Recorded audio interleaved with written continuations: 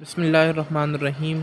Start करते हैं आज की क्लास को। देखते हैं, सोचते हैं, समझते हैं कि आज क्या नया हमें सीखने को मिलेगा। आज का टॉपिक है लेवल्स ऑफ बायोलॉजिकल ऑर्गेनाइजेशन, यानी कि लिविंग ऑर्गेनिजम्स के अंदर किस तरह से अपने जो सेल्स हैं, जो ऑर्गन्स हैं, यानी जो जो लिविंग ऑर्गेनिजम्स के लिविंग सिस्टम के जो हिस्से हैं वो किस तरह से अपने आप को अरेंज किए हुए हैं उन्होंने लिविंग बॉडी के अंदर, यानी जो ज़िंदा चीज़ें हैं उनमें किस तरह से ऑर्गेनाइजेशन हुई है, किस चीज़ से लिविंग ऑर्गेनिजम्स बनती हैं और फिर किस तरह से आगे बढ़ते बढ़ते एक जानदार बनता है, वजूद में आता है। तो ये इस चीज़ का टॉपिक है। तो शुरू करते हैं। पहला जो लेवल है लिविंग बॉडी की बनावट में वो है एटॉमिक और सब एटॉमिक लेवल, यानी कि जब लिविंग बॉडी बनना शुरू होगी तो वो सबसे पहले, जैसे कि हर मटेरियल है, जो भी मैटर है वो कंसिस्ट करता है एटम्स के ऊपर। आप किसी भी मैटर को लें, उसके अंदर जो स्मॉलेस्ट पार्टिकल होगा जो उसकी आइडेंटिटी रखेगा वो एटम होगा। तो एटम्स जो हैं वो मुख्तलिफ़ एलिमेंट्स के होते हैं, और आपको पता है कि एटम्स खुद इलेक्ट्रॉन्स, प्रोटॉन्स, न्यूट्रॉन्स इन सब से मिलके बने होते हैं। तो बहुत सारे एटम्स जो हैं वो हमारी बॉडी को भी बनाते हैं, डिफरेंट चीज़ें बनाते हैं। तो आपको पता होना चाहिए कि मोर लेस 118 एलिमेंट्स जो हैं वो हमें पता हैं, जो कि हम पढ़ते भी हैं। यानी कि 100 से ज़्यादा एलिमेंट्स इस दुनिया में पाए जाते हैं जो कि अब तक डिस्कवर हो चुके हैं। लिविंग ऑर्गेनिजम्स के अंदर जो एटम्स बनाते हैं, यानी जो ज़िंदा चीज़ों को बनाते हैं, जानदार चीज़ों को बनाते हैं, वो 16 के करीब एलिमेंट्स होते हैं। इन एलिमेंट्स को हम बायो एलिमेंट्स का नाम देते हैं। इन बायो एलिमेंट्स में से 6 एलिमेंट्स जो हैं वो बहुत अहम होते हैं, वो बहुत वाइटैलिटी रखते हैं अपने अंदर, मोस्ट अबंडेंट हैं, मोस्ट वाइटल हैं। ये एलिमेंट्स हैं carbon, hydrogen, oxygen, nitrogen, sulphur, phosphorus. ये आगे मिलके जो है मॉलिक्यूल्स बनाते हैं, फिर जो है उनसे डिफरेंट आगे चीज़ें बनती हैं, वो हम एक एक करके देखने वाले हैं। जैसा कि मैंने कहा कि एटम्स मिलकर जो है, क्योंकि ये एटम्स अकेले अकेले नहीं रहते, ये एक दूसरे से मिलकर जो है बॉन्ड बनाकर, चाहे वो आयोनिक बॉन्ड बनाए या कोवेलेंट बॉन्ड बनाए, वो मॉलिक्यूल्स में कन्वर्ट होते हैं। ये मॉलिक्यूल्स बनते हैं। ये मॉलिक्यूल्स जो हैं वो बुनियादी तौर पर बेसिस फराहम करते हैं एक जानदार के वजूद की। मॉलिक्यूल्स जो हैं वो ऐसे मॉलिक्यूल्स जो कि लिविंग ऑर्गेनिजम्स को बनाते हैं वो बायोमॉलिक्यूल्स कहलाते हैं। जैसे हमने पहले देखा था, जो एटम्स लिविंग ऑर्गेनिजम्स को बनाते हैं वो बायो एलिमेंट्स हम कह रहे थे उनको। तो जो मॉलिक्यूल्स ये बनाते हैं, लिविंग ऑर्गेनिजम्स को बनाते हैं, वो बायोमॉलिक्यूल्स कहलाते हैं। बायोमॉलिक्यूल्स जो है दो किस्म के होते हैं, मैक्रोमॉलिक्यूल्स और माइक्रोमॉलिक्यूल्स। मैक्रो मतलब बड़ा, माइक्रो मतलब छोटा। मैक्रो का मतलब होता है कि हायर मॉलिक्यूलर वेट, यानी कि उनका जो मॉलिक्यूलर वज़न है, मॉलिक्यूलर मास है, वो बहुत ज़्यादा होता है। बड़े बड़े भारी मॉलिक्यूल्स होते हैं, हैवी मॉलिक्यूल्स होते हैं। मिसाल के तौर पर कार्बोहाइड्रेट्स हो गए, फैट्स हो गए, लिपिड्स हो गए, न्यूक्लिक एसिड्स हो गए। ये लार्ज मॉलिक्यूल्स हैं, यानी बहुत ज़्यादा मॉलिक्यूल्स से ये बज़ात ख़ुद मिलकर बने होते हैं और बड़े हैवी मॉलिक्यूल्स होते हैं। इनको इसलिए मैक्रो मॉलिक्यूल्स कहते हैं। माइक्रो मॉलिक्यूल्स क्या है? माइक्रो मॉलिक्यूल्स जैसे स्मॉलर मॉलिक्यूल्स, जैसे ग्लूकोज हो गया, अमीनो एसिड्स हो गए, फैट्स हो गए, इसी तरह से न्यूक्लियोटाइड्स हो गई, फॉस्फोलिपिड्स हो गए, या वाटर मॉलिक्यूल्स हो गए। ये जो जिनका मॉलिक्यूलर वेट कम होता है, कंपैरेटिवली लेस मॉलिक्यूलर वेट होता है, उनको हम माइक्रो मॉलिक्यूल्स का नाम देते हैं। तो glucose, amino acids, fatty acids जो हैं वो माइक्रो मॉलिक्यूल्स की एग्जांपल हैं, और कार्ब्स, प्रोटीन्स, फैट्स, ये मैक्रो मॉलिक्यूल्स की एग्जांपल है। अच्छा, मैक्रो मॉलिक्यूल्स जो हैं ये बनते हैं माइक्रो मॉलिक्यूल्स से। इनको एक और नाम देते हैं। माइक्रो मॉलिक्यूल्स को हम मोनोमर्स कहते हैं और मैक्रो मॉलिक्यूल्स को हम पॉलीमर्स कहते हैं। मोनोमर यानी वो सिंगल यूनिट जो एक पॉलीमर को बनाता है। जैसे कि मिसाल के तौर पर हम ग्लूकोज की एग्जांपल लें, तो बहुत सारे ग्लूकोज मिलकर एक कार्बोहाइड्रेट बनाते हैं, जैसे स्टार्च बनाते हैं, सेलुलोज बनाते हैं। इसी तरह से अमीनो एसिड्स बहुत सारे मिलके प्रोटीन्स बनाते हैं, पेप्टाइड्स बनाते हैं, फिर पॉलीपेप्टाइड्स और प्रोटीन्स। इस तरह से फैटी एसिड्स ये भी ग्लिसरॉल के साथ मिलकर लिपिड्स बनाते हैं, फैट्स बनाते हैं, ऑयल्स बनाते हैं। तो ये सारे माइक्रो मॉलिक्यूल्स आपस में मिलकर मैक्रो मॉलिक्यूल्स बनाते हैं। तो ये लिविंग ऑर्गेनिजम्स का एक मॉलिकुलर लेवल ऑफ ऑर्गेनाइजेशन होता है। अब ये जो मॉलिक्यूल्स हैं ये आपस में भी मिलकर अपने आप को एक ख़ास तरह से अरेंज करके ऑर्गेनेल बनाते हैं। ऑर्गेनल्स क्या होते हैं? ऑर्गेनल्स जो हैं वो सब सेलुलर स्ट्रक्चर्स होते हैं। सेल का एक स्ट्रक्चर होता है। इससे पहले आपको पता होना चाहिए कि सेल क्या है। सेल जो है वो ऐसा, जैसे कि आप देखते हैं कि हर चीज़ जो है उसका एक यूनिट होता है, यानी एक इकाई होती है ना, कि जिस बोलते हैं कि यहाँ से ये चीज़ जो है शुरू हो गई है। मिसाल के तौर पर एक बिल्डिंग है, तो उस बिल्डिंग की जो बुनियादी यूनिट होती है वो ईंट होती है। ईंट से मिलकर वो बिल्डिंग बन रही होती है। इसी तरह से हमने जो है देखा होगा कि जो आपकी बॉक्सेस होते हैं, आप जब बनाते हैं तो उसका जो एक पहला बॉक्स होता है वो आपका बुनियादी यूनिट है जिससे आप चीज़ को बनाएंगे। इसी तरह से आप जो चीज़ें देखते हैं कि जो रिक्वायर्ड है आपकी, वो बेसिक यूनिट जो है वो सेल होता है। यानी लिविंग सिस्टम का जो फर्स्ट यूनिट होगा जिसमें पूरी लिविंग लाइफ प्रोसेसेस होंगे, रेस्पिरेशन होगी, डाइजेशन होगी, अब्जॉर्प्शन होगी, ठीक है, ये सारे लाइफ प्रोसेसेस में शुरू हो जाएंगे। यानी जब हम कहने लगेंगे कि एक ज़िंदगी वजूद में आ गई है, तो वो ज़िंदगी वजूद में आएगी एक सेल से। सही है? तो हर चीज़ जो ज़िंदा है वो सेल से मिलके बनती है। तो सेल जो है वो उसके अंदर बहुत सारे ऐसे स्ट्रक्चर्स होते हैं जो कि उसके फंक्शंस को परफॉर्म करते हैं, उनको हम ऑर्गेनल्स कहते हैं। तो जो बायोमॉलिक्यूल्स हैं ये एक ख़ास तरह से अरेंज होकर अपने आप को ऑर्गेनल्स बनाते हैं, और हर ऑर्गेनल्स जो है वो एक स्पेशलाइज्ड फंक्शन जो है परफॉर्म करता है। मिसाल के तौर पर माइटोकॉन्ड्रिया जो है वो रेस्पिरेशन का काम अंजाम देता है, सेलुलर रेस्पिरेशन का, और राइबोसोम्स जो हैं वो प्रोटीन सिंथेसिस का काम करते हैं। गोल्जी एपरेटस जो है वो, जैसे मिसाल के तौर पे वो पैकेजिंग का काम करते हैं, ट्रांसपोर्ट का काम करते हैं। इसी तरह से आप देख लें जो वैक्यूल्स हैं वो फूड स्टोरेज का काम करते हैं। बहुत सारे और भी जो ऑर्गेनल्स हैं गिनवाए जा सकते हैं। ये कलेक्टिवली सेल को बनाते हैं, यूनिट ऑफ लाइफ सेल को तश्कील देते हैं, जिससे एक ज़िंदगी वजूद में आती है। तो ज़िंदगी वजूद में आती है, वो यूनिट ऑफ लाइफ सेल हमारा बन जाता है। इसके अंदर ऑर्गेनल्स जो हैं वो डिवीज़न ऑफ लेबर फैशन के अंदर काम करते हैं। डिवीज़न ऑफ लेबर फैशन का मतलब है कि हर एक ने अपना काम बांटा हुआ है, कि ये वाला ऑर्गेनल रेस्पिरेशन करेगा, ये वाला ऑर्गेनल जो है वो सेलुलर डाइजेशन करेगा, ये वाला मॉलिक्यूल जो है वो कमांड करेगा सब कुछ, ये वाला मॉलिक्यूल ये काम करेगा। तो इस तरह से फिर वो ओवरऑल एक ज़िंदगी का पूरा एक सिस्टम बनाते हैं। इसको आप ऐसे समझ सकते हैं कि सेल जो है एक सिटी के मुतरादिफ है, एक शहर के मुतरादिफ है।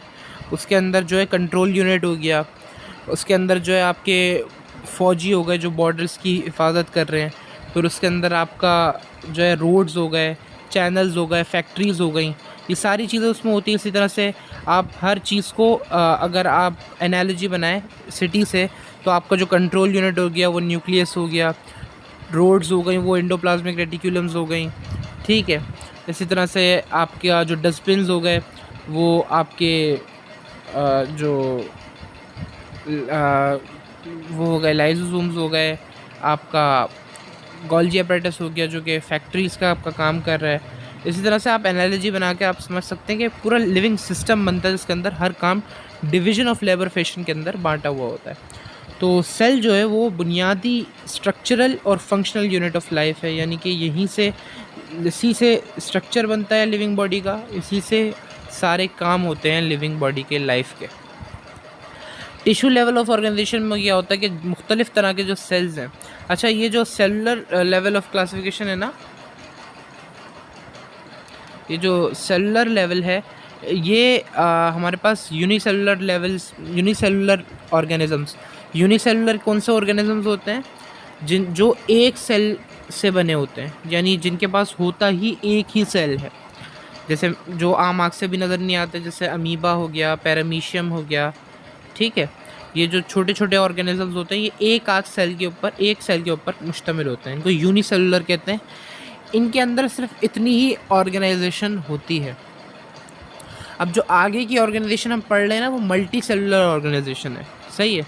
तो अब जो बड़े मल्टी सेलुलर ऑर्गेनिजम्स हैं उनमें होता है कि सेल्स जो कि एक तरह का फंक्शन परफॉर्म कर रहे हैं वो एक यूनिट बना लेते हैं जिसको हम टिश्यू कहते हैं। अच्छा, ये हमने जानी बात कि सेल्स जो हैं वो मुख्तलिफ़ तरह के लाइफ प्रोसेस सर अंजाम दे रहे हैं, मतलब कि वो आप देख रहे हैं उनको कि रेस्पिरेशन कर रहे हैं, डाइजेशन कर रहे हैं, एक लाइफ गुजार रहे हैं वो अपनी।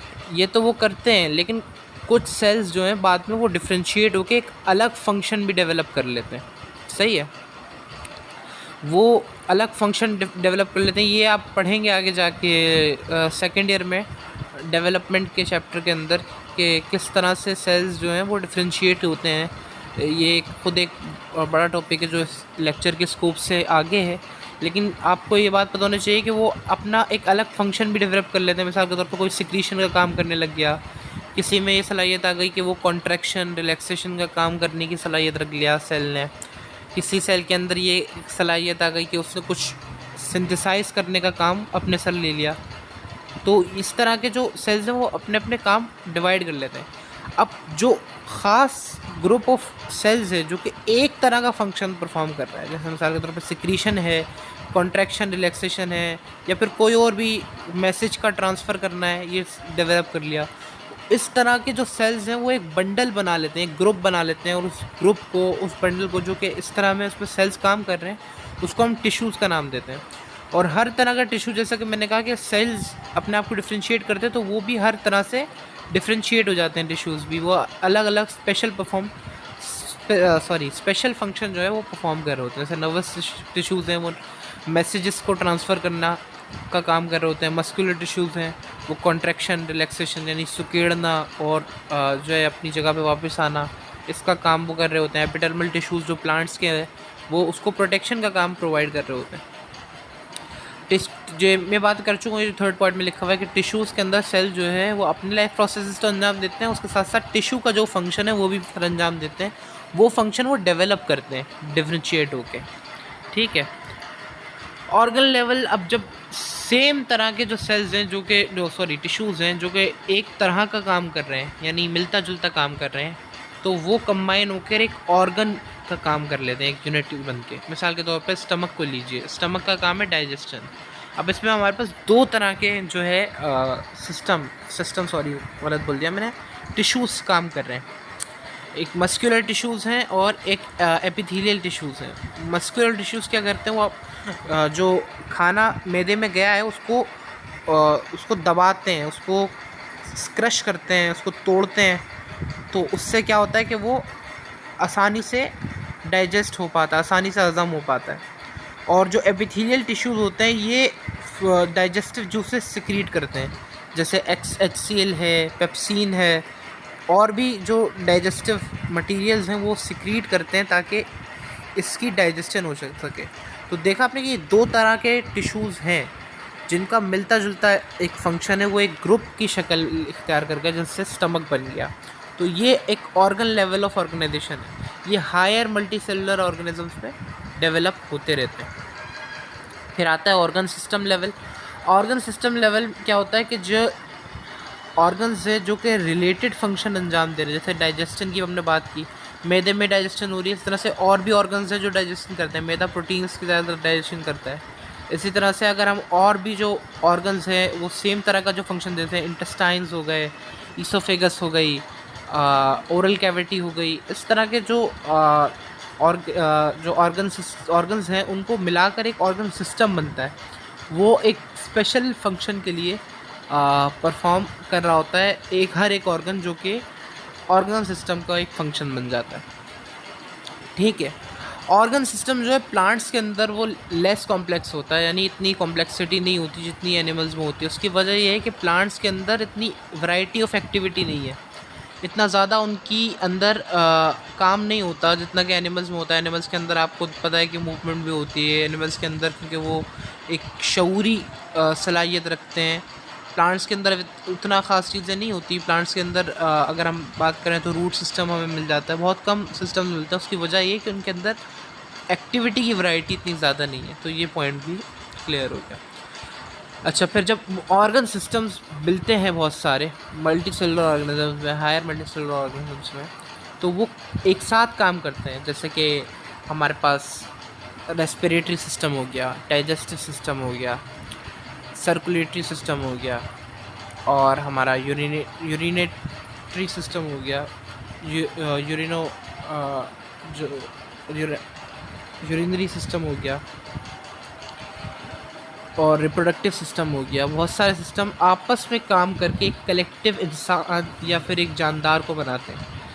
सही, इंसान नहीं, एनिमल भी हो सकता है, प्लांट भी हो सकते हैं। प्लांट में आपको पता है ऑर्गन सिस्टम इतना ज़्यादा नहीं होता, उनमें ऑर्गन्स ही मिलकर वो इंडिविजुअल बना लेते हैं। लेकिन एनिमल्स में ख़ास तौर पे वो एक एनिमल्स बना लेते हैं, वो एक जानदार की शक्ल इख्तियार कर लेते हैं।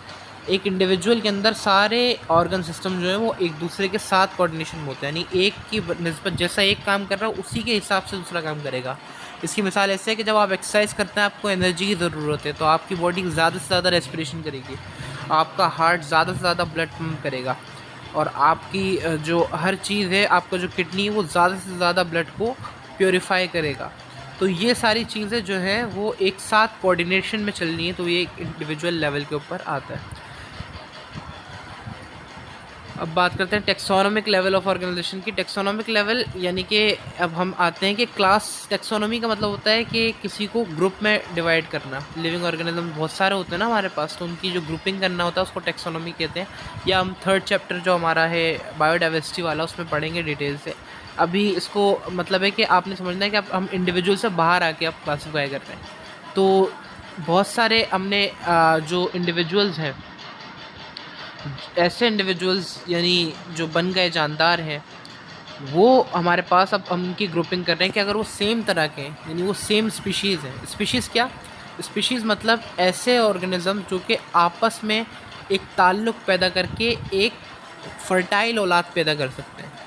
सही है, ऐसे ऑर्गेनिजम्स जो आपस का के अंदर एक रिलेशन पैदा करके इंटरब्रीड करके अपनी नस्ल को बढ़ा कर सकते हैं, और एक क्या नाम है फर्टाइल ऑफस्प्रिंग को प्रोड्यूस कर सकते हैं। जो अपनी नस्ल नहीं बढ़ा सकते आपस में मिलकर, वो स्पीशीज़ नहीं बनेंगे। मिसाल के तौर पर एक इंसान और एक जो है जानवर, वो आपस में ताल्लुक़ पैदा करके नस्ल नहीं बढ़ा सकते अपनी, ठीक है, दोनों, तो वो स्पीशीज़ में नहीं आएंगे, और ना वो एक फर्टाइल औलाद को पैदा कर सकते हैं। फर्टाइल औलाद को मतलब यानी वो औलाद भी अपनी नस्ल बढ़ाने के काबिल होनी चाहिए। तो ये स्पीशीज़ की डेफिनेशन है। तो इसमें आप देखेंगे इंसान अलग स्पीशीज़ हैं, जो शेर हैं, हाथी हैं, ये सब अलग अलग स्पीशीज़ हैं। तो स्पीशीज़ की ये डेफिनेशन होती है, तो उनको हम लोग स्पीशीज़ के अंदर ग्रुपिंग कर देते हैं। तो ये बेसिक टेक्सोनोमिक ग्रुप होता है कि जो सेम तरह के ऑर्गेनिजम्स होते हैं जो आपस में नस्ल बढ़ाने का काम कर सकें और एक फर्टाइल औलाद को, फर्टाइल ऑफस्प्रिंग को प्रोड्यूस कर पाएँ।